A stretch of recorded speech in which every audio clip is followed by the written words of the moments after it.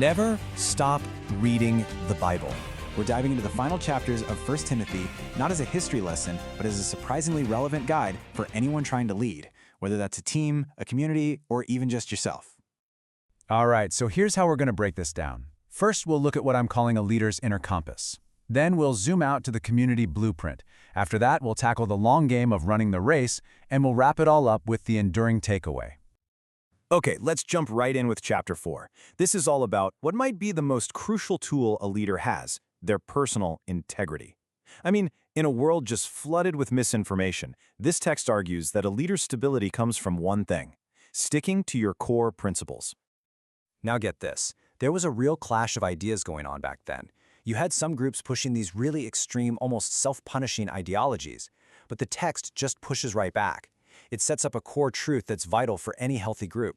The world around us is fundamentally good, and we should engage with it with gratitude, not suspicion. So what's the game plan here? Well, it lays out 4 pretty clear steps. Train in godliness. Think of that as developing your character, your ethical framework. Devote yourself to Scripture is about deeply understanding the why behind your mission. And it's a call to not just have talents, but to actively use them and live in a way that your own growth is an open book for everyone to see.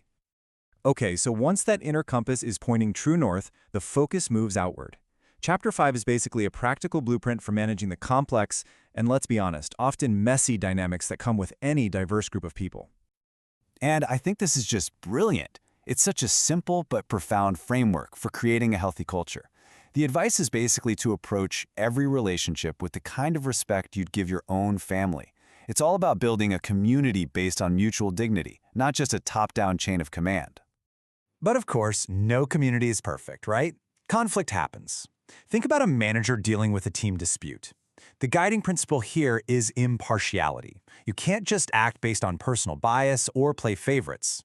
Any correction has to be grounded in shared values, and it should be done with a spirit of restoration, not punishment.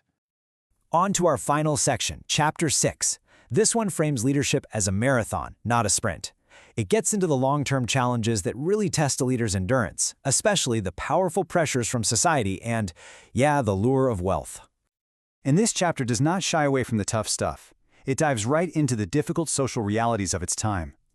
In a world with these deeply unfair structures, the advice wasn't to start an external rebellion, but to transform these relationships from the inside, using principles of mutual respect and love. I mean, that was a truly radical idea for the time. And this leads us to a question that feels like it could have been written yesterday. The text looks at the pursuit of money head-on and asks all of us, really, what does real prosperity even look like?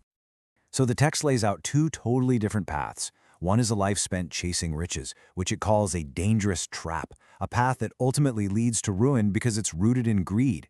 But the alternative is pursuing a principled life, one focused on things like faith and love. And that leads not to a bigger bank account, but to deep, lasting contentment. Now, the advice here isn't that wealth itself is evil, but that the love of it is the real problem. For anyone with resources, the instruction is incredibly direct. Don't let it lead to arrogance. Instead, be rich in good deeds, be generous, build a legacy of sharing what you have. So after walking through personal integrity, community dynamics, and long-term endurance, what's the crucial point? What's the one thing we should take away from this entire playbook? It all boils down to this. Leadership isn't just about a position or power. It's a whole journey. It starts with your character, it shows itself in how you treat other people, and it's ultimately proven by your ability to finish the race with your principles still intact. The core message here is that true, lasting leadership is a matter of character, community, and commitment. This analysis comes from the Center Studio.